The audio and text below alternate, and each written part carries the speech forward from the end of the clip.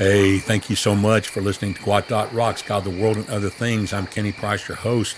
I'm excited about this mini-series we're in on temptation. This is season 19, episode 411. Title, Temptation in the Heart. Subtitle, Your Cheating Heart Will Tell on You. In the last episode, we came face to face with the real danger entering into temptation presents. At its core, temptation is first and foremost a matter of the heart. For the one who professes faith but lacks true belief, Proverbs 10:20 says that their heart holds little value. The heart of the wicked is of little value. That's what the Bible says. Though outwardly they may seem useful, inwardly their heart is deceptive and worthless.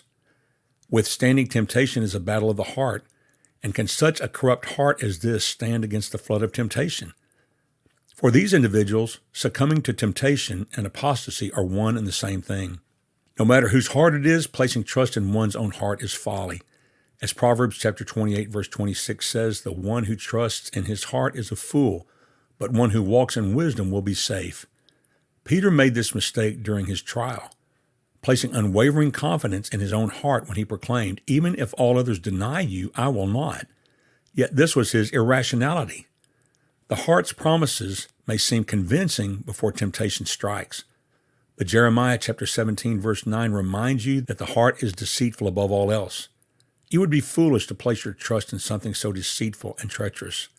When put to the test, every temptation will entice the heart, as described in the act of succumbing to wine, and new wine, where in Hosea chapter 4, verse 11 it says that it takes away your understanding.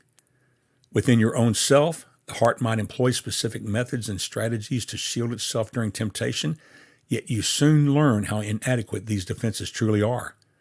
Perhaps you see the desire for honor and reputation in the world as a form of self-defense against temptation. You may believe that your reputation in the church will shield you from temptation's assaults.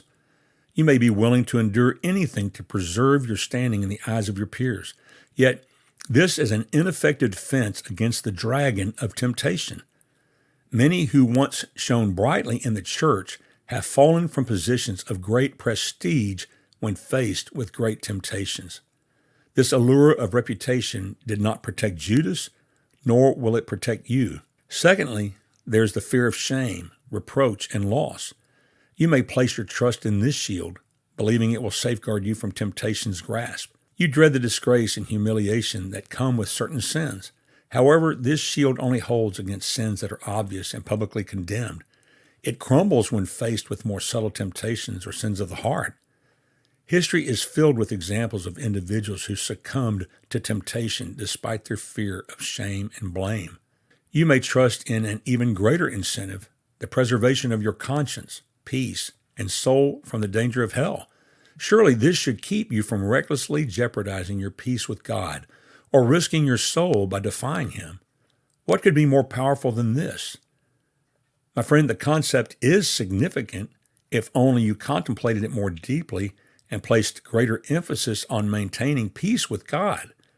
Yet even this consideration will not be sufficient for you if you neglect your vigilance and fail to follow the other aspects of this position of jeopardizing your peace with God. Because why? First, your peace may be false, stemming from presumption and false hopes, even if you are a believer. Consider David's peace before Nathan confronted him of his secret sin of adultery with Bathsheba and the secret proxy murder of her husband. Or Laodicea's peace when they were on the brink of ruin in the book of Revelation. Can you trust that anyone today has genuine peace in the strength of their independent heart? Far from it. Your peace will crumble at the first serious temptation. Second, even if your peace is genuine, relying solely on this for protection leaves you vulnerable to countless counter-arguments. You may rationalize that the sin is small or uncertain, or that others have fallen and regained their peace. You may convince yourself that losing peace temporarily is acceptable, or that you can maintain safety even if peace is lost. These rationalizations weaken the defense of peace. Third, focusing solely on peace leaves you vulnerable to other forms of temptation. While you fortify yourself against temptation, others may slip in unnoticed, such as neglecting communion with God or indulging in sensuality. This narrow focus proves insufficient in the face of diverse temptations. Finally, you may also consider the sheer vileness of sinning against God.